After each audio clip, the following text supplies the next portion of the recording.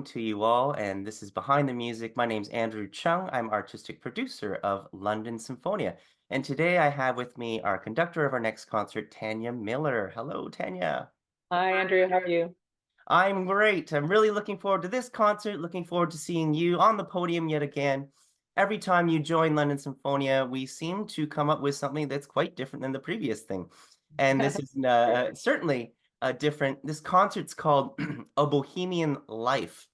And in that, we've got a number of composers and creators who are reflecting the Bohemian aesthetic.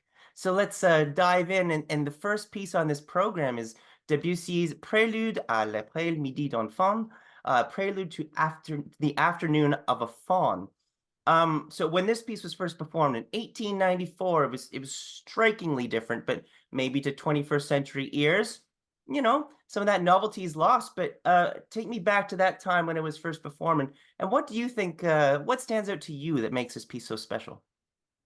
To my ears, it still is very, very special. I think to your audience as well, because there's this color that is evoked through Debussy in this piece that is unlike any other works. And especially in the fact that it opens with a single solo flute, it beckons us into a new world.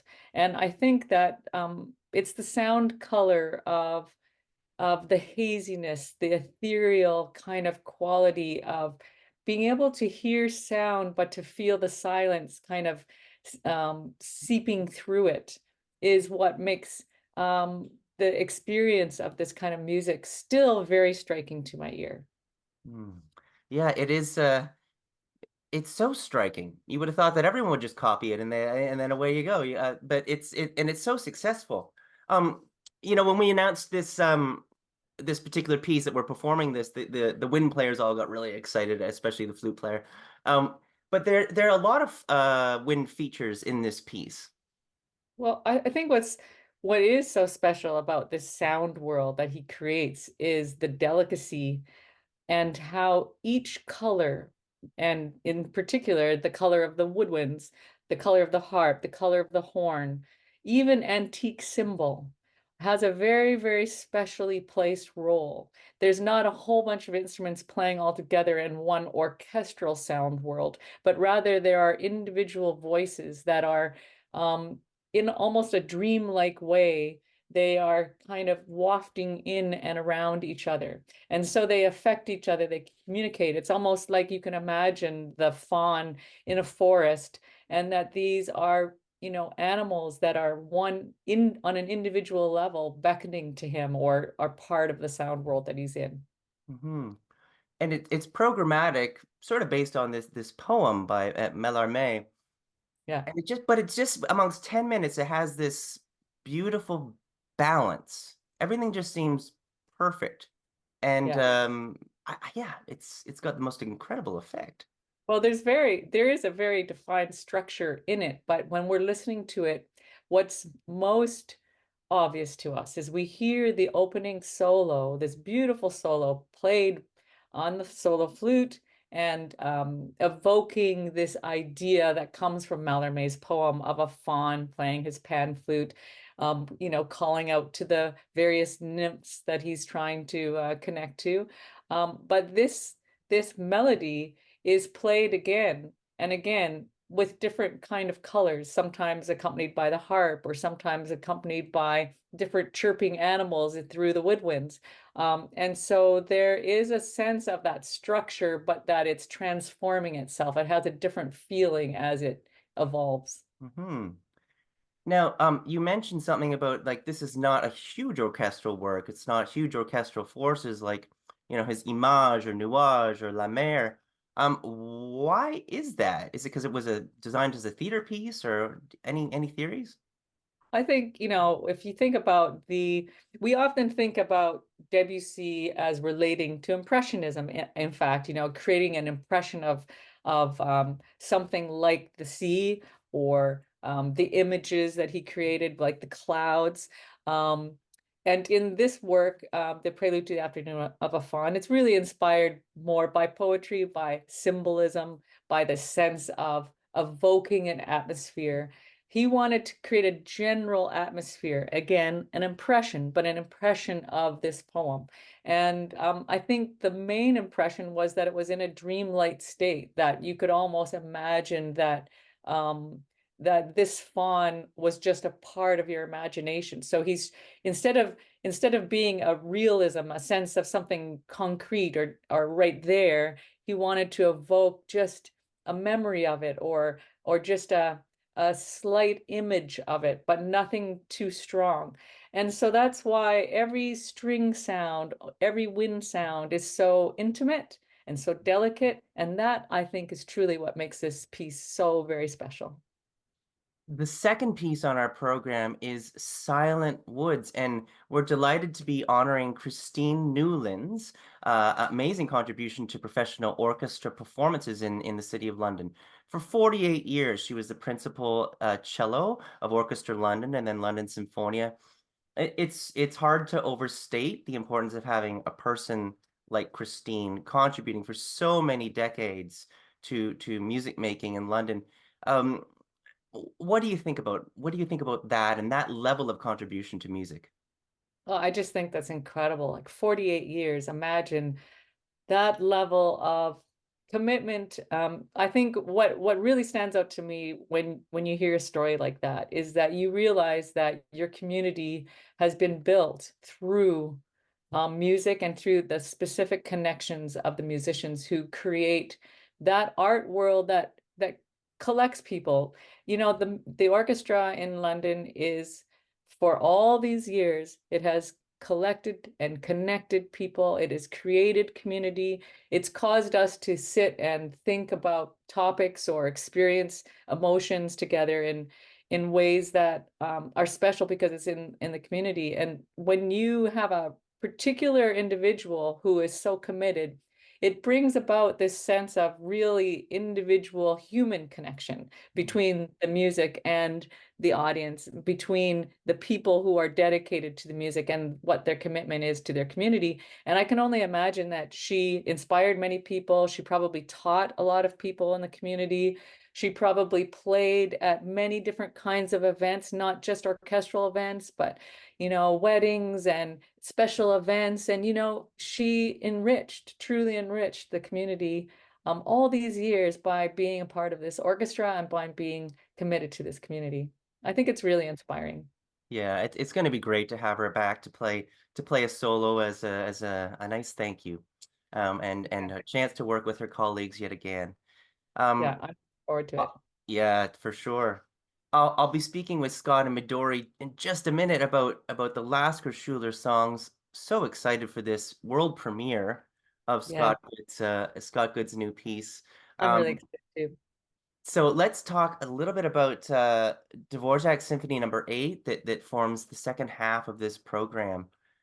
So Dvořák, he composed these 9 symphonies. I've actually never had the pleasure of playing number 8. I've done a lot of number 7 and number 9, but and it's quite well known. Number 8, is he leaning more into his Czech folk roots with this piece, Dvořák, or what do you hear in this? Well, I'm amazed that I'm so excited for you that you'll be experiencing it because it's one of my favorite. I love the Dvorak later symphonies so very much. Um, Number 7 is sort of darker and full of shadow, and there's a real depth to it. What happens with number 8 is there's this sense of life affirmation and sunniness and Mm. sweetness.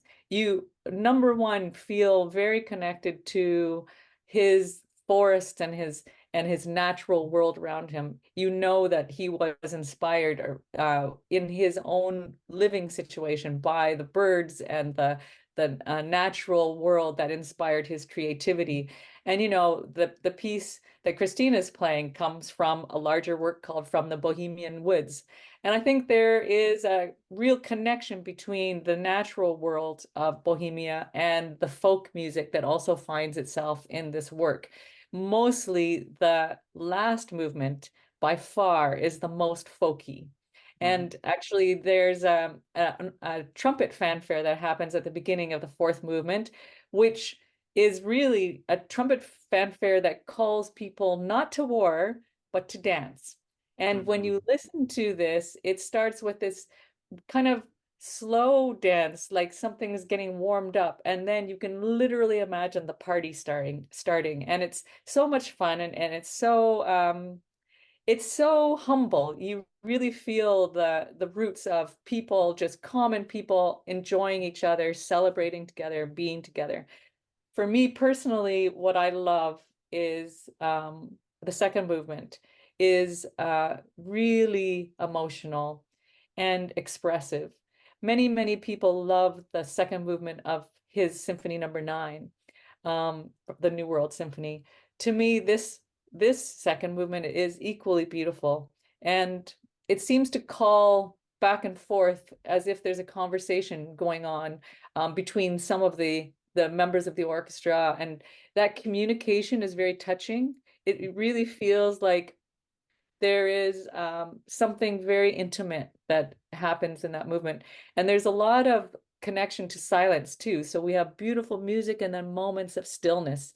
And so I just feel like there is in the whole work this lovely homage to living life and loving life and being affirmative about how grateful we are to be in this beautiful natural world. That's what speaks to me in this symphony throughout. I love it. I can't wait to perform this with you. Thanks so much, Tania, for joining me today. I'm very happy to be coming. I love working with London Symphonia, and I can't wait to perform this work with all of you. Wonderful. And now I welcome our composer in residence, Scott Good. Hello, Scott. Hello. And Midori Marsh, our soprano. Hello, Midori. Hi. So great to see you both. So we're going to hear, as part of this concert, the world premiere of Scott's Lasker-Schüler songs. And this is songs that are based on the poetry of Else Lasker-Schüler, who was a German Jewish poet, playwright, and author of stories and essays. She was born in Germany in 1869 and fled Nazi Germany and moved to Jerusalem around 1937. She lived there until her death in 1945. When I read about her life, there's mention about her Bohemian lifestyle. Tell me a little bit about what you discovered in your research. First, Scott. Yeah, sure. Else Lasker-Schüler is certainly a very interesting historical figure. She kind of came out and became a prominent artistic figure in the 1920s when the Bohemian movement was actually really strong in Berlin, and she just played a powerful role in that. In fact, she was kind of known for creating all of these gatherings where people would get together. So she was kind of like a leader of the art scene. And also, I think something very interesting in terms of her sort of unique lifestyle. She had a very vivid imagination and was very interested in mysticism. And she kind of combined these two ideas by creating an almost a cosmos in which she creates this character called Joseph, Prince of Thebes. Of course, Thebes is a very interesting historical city. And in this cosmos that she creates around this character, she draws some Syrian, Egyptian, Jewish, Christian, Egyptian mythologies to create this kind of world. And from that world, she draws stories. She creates a lot of artworks. So she's just a very unique person, a mover and a shaker. Also, she struggled a lot in her life. She was often moving around between boarding houses. So yeah, just a really interesting figure who played a really important role in shaping arts in Berlin in the 20s. And is Elsa Lasker-Schüler someone that you had heard of before, Midori, before being approached to sing this premiere? No, actually, I wasn't really familiar with her, and I wasn't really familiar with her work. So I've enjoyed getting to read her stuff and read about her very interesting life. Do you have a concept of her as a creator or her as a person at this stage, or what's in your imagination? I guess in a way, no, but that's sort of a kind of effect that you get when you read about her life and her kind of thought processes, that she was eccentric, and I feel she had a difficult time feeling like she fit in anywhere, sort of in a like a personal sense and a literary sense. So she's not someone who I feel I can actually easily kind of get a read on. But I find her really interesting, and she was like quite progressive in many ways, which Yeah. is also cool. So yeah, she's sort of an interesting puzzle, in the way that some of her poems are too. Just something that you can really like sift through and kind of pour over for a decent amount of time. So I found her very interesting. So the song cycle is based on poetry of Lasker-Schüler, and this is poetry that was introduced to you, Scott, by your friend Felix de Villiers. Do I have the pronunciation right? Ville, I think so, or Ville.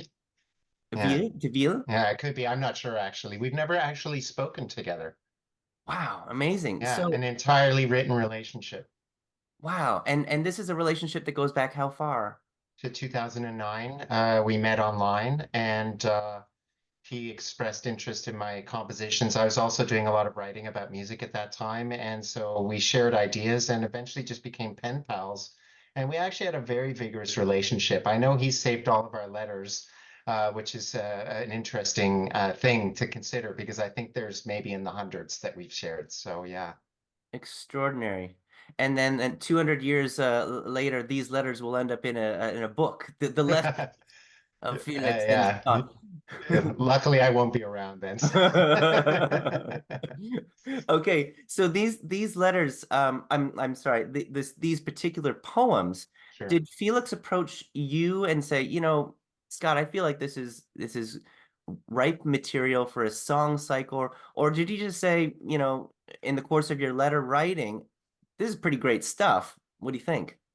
Yeah, for sure. It's the second. We actually shared a tremendous amount of things with each other, poets, Else Lasker-Schüler being one of many that he introduced to me because I'd never heard of her before this moment.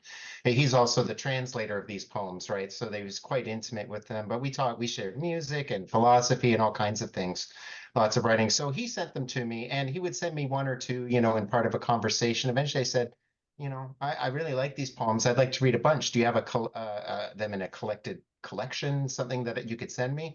And then a PDF of about 15 pages came my way with about 250 of her poems in them because some of them are quite short. And I was overwhelmed, so I waited to the right time to read them. So it was indeed, I have to give Else Lasker-Schüler the credit of inspiring me to want to write because I read them and immediately her like such emotional language. I just thought, oh, wouldn't these be amazing words to sing and paint with musical color? Mm-hmm. Yeah. And Midori, so from a singer's perspective, how does this piece, how do these five movements, how do they challenge the voice for you in different ways? I think reading some of her poetry, the kind of intensity in them and the emotion, even sometimes the kind of surprising sensuality, it can almost like overwhelm. And I feel that the music really just kind of like dips and swells with the emotional contours of the poetry. That's been really fun to do vocally, because it's just, yeah, it just feels right, you know, when things are intense, you get to sing big, you get to sing intense. And you know, it's been really cool to explore vocally. It's also nice to kind of get to work on something that doesn't have a bunch of people's kind of vocal fingerprints all over it. So you really have to kind of make choices, and you know, the like Elsa Scott combo like leaves a lot of room for the singer to come in and be that kind of I guess fourth interpreter, because we've got the original poet, the interpreter of the poetry, or the translator of the poetry, the composer, and then me. So it feels like a fun, cool kind of like cross-cultural, like, you know, cross space-time collab, which is challenging, but you know, But you're it's up for it's fun. Yeah. Well, I think too, I'm like, Gosh, I mean, every year you get older, you kind of think like, I want to take care of myself, my mind and my body. And when I'm learning this kind of music, I'm like, this has to be good for me. This must be good for my brain to kind of wrap around these, um, the notes and the rhythms and interpreting the text as well. I'm like, this feels good and healthy. That's great. And do you have a sense, Midori, when you're singing this for the size of the orchestration that's underneath you? How has that work gone? I mean, you're looking at the score. Is it kind of clear in your head, or is it going to be like totally mind blowing by in the time when we come together with the orchestra?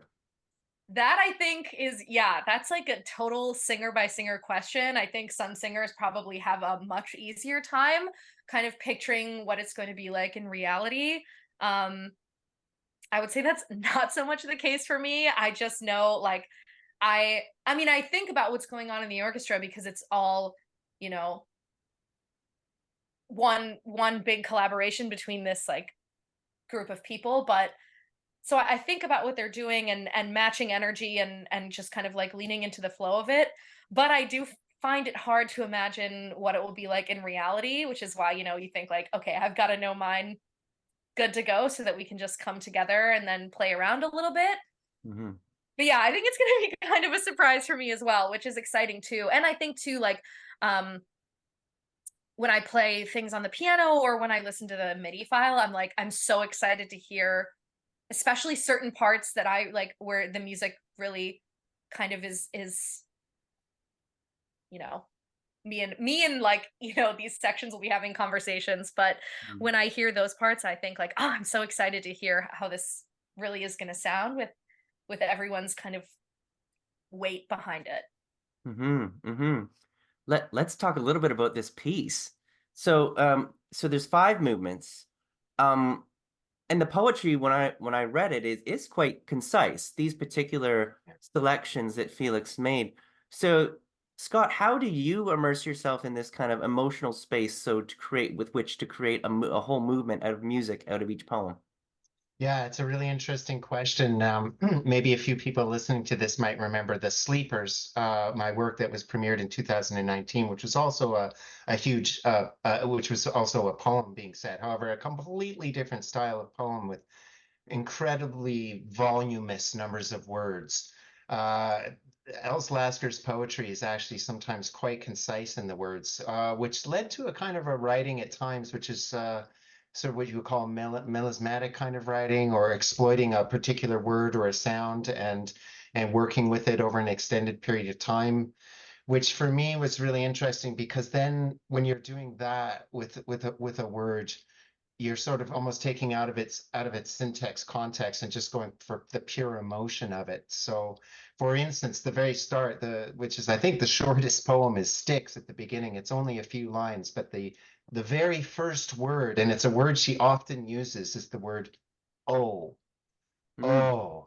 And so I loved how this starts as a start, like this kind of like almost like meaningless word, just this sound that people make that to show kind of an emotional intensity. And Midori's gonna have to, work with that single little word for about, I think about 35, 40 seconds at the beginning, just singing oh, and the orchestra is swelling. So it was a really fun way to play with the text in this way. I didn't have to worry about, I got to get through the text. I had lots of room to play with it. So that was a quite a unique thing for me, actually. I've never really said a text like this before. Usually the ones I've done have been more wordy. Mhm. And so that was actually a really interesting challenge for me, putting this all together. Now, the second movement, Midori, it's titled World Flight. The title of the poem is World Flight. To my mind, the word unhinged comes to my mind. These sudden tempo changes, texture changes, very, very suddenly. How do you do that? Like, I mean, technically speaking, it's like, um, you just really, it's kind of this contradiction because in order to get through something that is so emotionally intense, actually you have to stay physically like pretty relaxed and not tighten up, not like grip the music in your throat and in your mouth. So it's very cathartic, really, you know, because you're kind of exercising these really intense emotions, but you're teaching your body how important it is to kind of like stay open and relaxed. So that's kind of like the secret. Not that I've mastered it, but you know, that's like, you know, And kind of you're so very much part of the operatic world and embodying these characters. Is this like 5 different characters really for you? I don't know. I no, I think it's like one character um experiencing like metamorphosis many times over.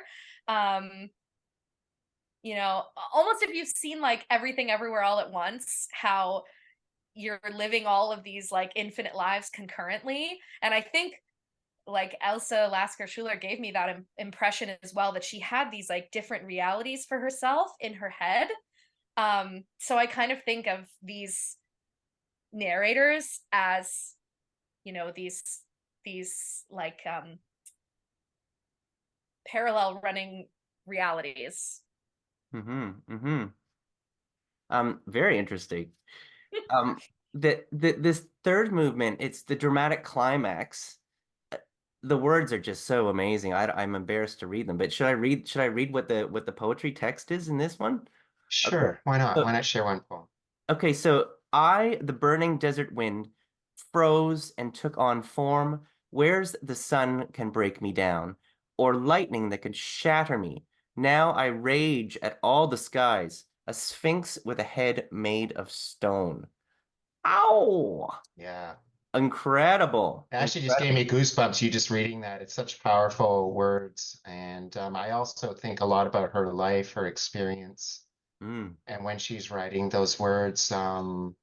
Yeah, so it really, the more I learned about her and contemplated these words, that their depth of meaning, there's so much hidden meaning in every single line. And it just made me realize that this was a really important poem to in this set, to really show that far side of her personality, where because she was also, I didn't mention before, she was also an activist, and she very much cared about social justice. As Midori was mentioning, that she's a, you know, a progressive kind of person. And of course, her experience having to flee Nazis in Germany and all these things. So I feel like all of that emotion just comes out in this poem, and I wanted very much to try and bring that out in the music. There's this extended vocalization moment or melismatic moment that after this poetry, and then it carries into this extended orchestral section with this enormous build. It's like this is quite something. It's an amazing move. I can't wait to hear it all, you know, put together in rehearsal. Mhm. This fourth movement removes the orchestra. It's like this well, I've never heard it, so I have no idea. I haven't seen it. Tell us a little bit about this, Midori. Well, I really love the fourth movement. It's very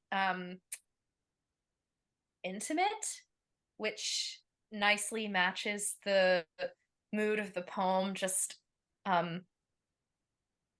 almost something you could say to yourself.